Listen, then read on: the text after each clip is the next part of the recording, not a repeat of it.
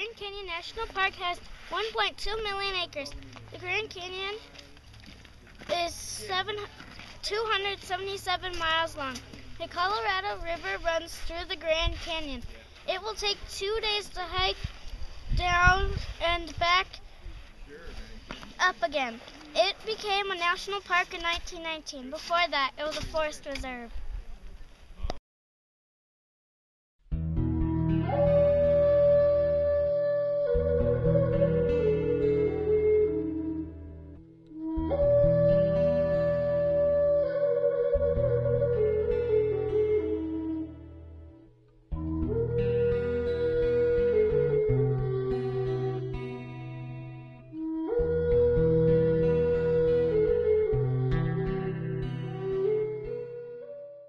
Well, hi guys, I'm Marty Martell. I'm an interpretive ranger here at Grand Canyon National Park. I've worked here for about 2.5 years. I used to work at Rocky Mountain National Park, and I was down in New Mexico at Gila National Monument as well. And I'm pretty happy being here in Grand Canyon National Park and talking about geology with you guys today. So, all right, well, tell me what a couple of your questions might be.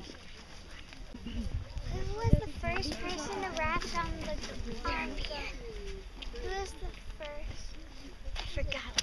Who was the first person to raft the Colorado River? First European person. The first? Well, so we call them Euro-Americans. And what we know, there were Native Americans that lived here in Grand Canyon for the last 10 to 12,000 years. They still live here.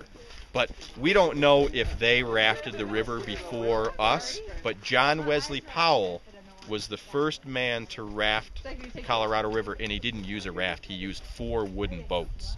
And he went down in 1869, and then he had so much fun doing it in 1869, they asked him to do it again in 1872. So John Wesley Powell is the first man that was recorded to raft the river, and he used wooden boats. Yeah. How was the Grand Canyon formed?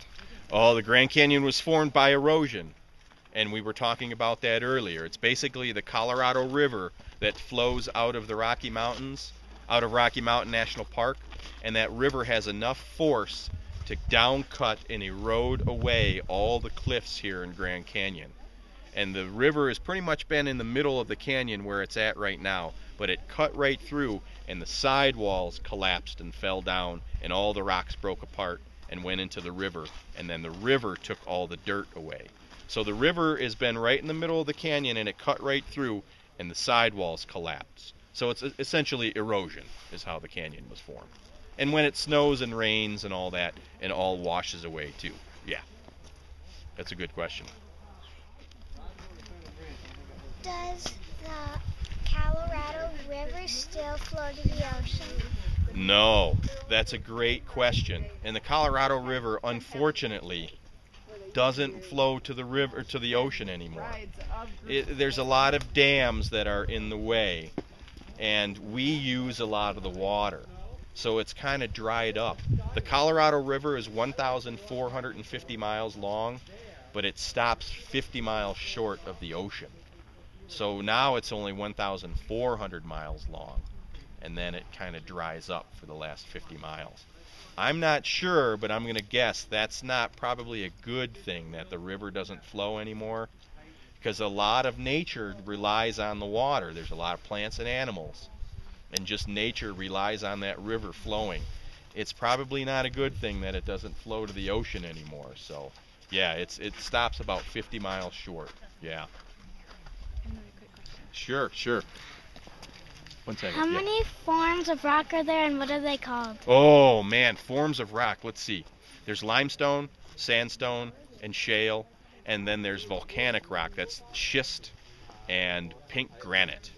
You know, do you have like pink granite countertops at your house? You know, pink granite countertops? We don't have any real marble or anything. Yeah, well, that's the kind of rock that's down there.